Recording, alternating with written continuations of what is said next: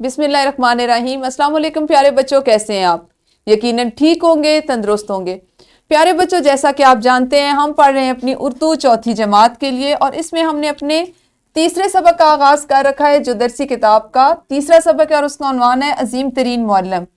آج ہم اس کو 7ویں اور آخری حصے میں مکمل کرنے جا رہے ہیں۔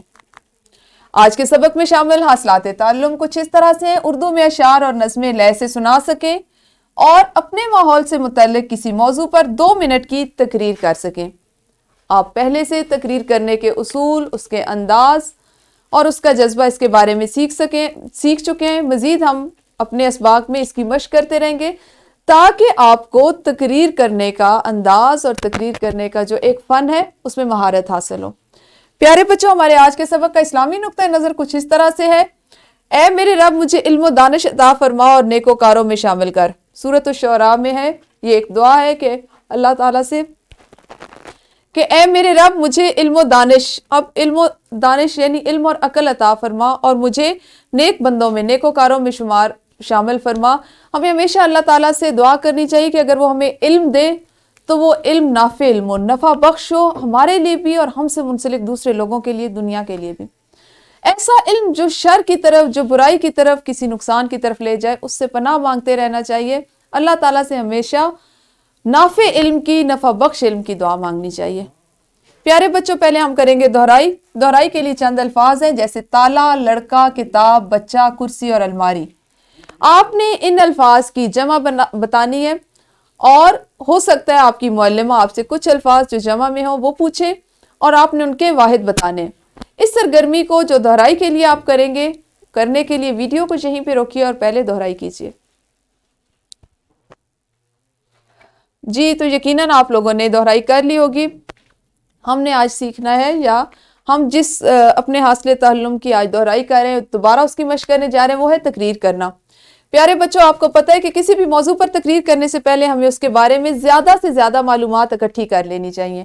آپ نے اپنے ایک اور سبق میں جو پچھلا تھا اس میں بھی تقریر کے یہ اصول سیکھے کہ آپ پہلے معلومات جمع کر لیتے ہیں، اس کے بعد آپ ان کو ایک ترتیب سے لکھتے ہیں اور اس کو 3 حصوں میں تقسیم کرتے ہیں کہ اس کا آغاز کیسا ہے، اس کو عروج کیسا ہے، اور اس کا اختتام کیسا ہے۔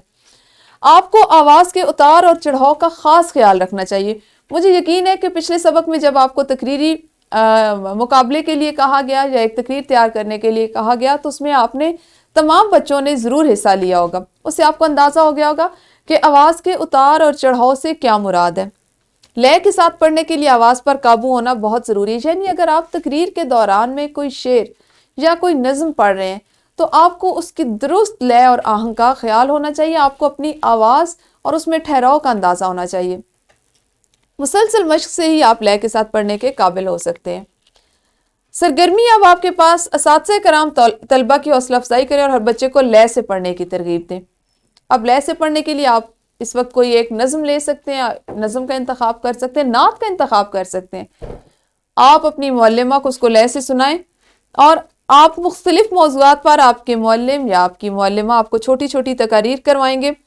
اس کے لیے میرا یہ مشورہ ہے کہ آپ کے اساتذہ کرام آپ کو مختلف موضوعات پر، جو روزمرہ زندگی کے موضوعات ہیں، ان پر چھوٹی چھوٹی مختصر تقاریر لکھ کر دیں۔ آپ ان کو تیار کریں اور ہفتے کے ایک دن کو مختص کر لیجئے جس دن آپ جماعت میں چھوٹا سا تقریری مقابلہ کریں۔ اس مقابلے کا مقصد یہ نہیں ہو کہ کون اول آ رہا ہے اور کس کی کوئی نمایاں کارکردگی نہیں ہے، بلکہ مقابلے کا مقصد یہ ہے کہ جو بچے جن میں یہ صلاحیت کم ہے کہ وہ اپنی بات کو اچھے انداز میں پیش کر سکیں، تقریر کر سکیں، ان کی بھی صلاحیت میں اضافہ ہو، وہ بھی مسلسل مشق سے اپنے تقریر کے فن میں بہتری لا سکے۔ تو آپ نے ابھی ویڈیو کو روک کے آج تقریر کا جو یہ ایک آپ کہہ لیں کہ مشق ہے اس کو کرنا ہے، اور اس کے ساتھ ساتھ ایک پروجیکٹ ہے آپ کا۔ آپ جانتے ہیں پروجیکٹ ہم اپنے سبق کے آخری حصے میں شامل کرتے ہیں تاکہ آپ تسلی سے اس کو مکمل کر سکیں۔ پروجیکٹ کچھ اس طرح سے ہے کہ لائبریری سے اسلامی کتب حاصل کریں، اور اسلامی تاریخ کے پہلے اسکول دار ارقم، جس کا ذکر ہم نے اپنی کتاب میں سبق میں بھی پڑھا، اس میں پڑھنے والے اصحاب کے ناموں کی فہرست مرتب کریں۔ کمپیوٹر شیٹ لینی ہے آپ نے، اور آپ نے دار ارقم میں پڑھنے والے اصحاب کے ناموں کی خوبصورت، دلکش، خوشخط انداز میں فہرست مرتب کرنی ہے۔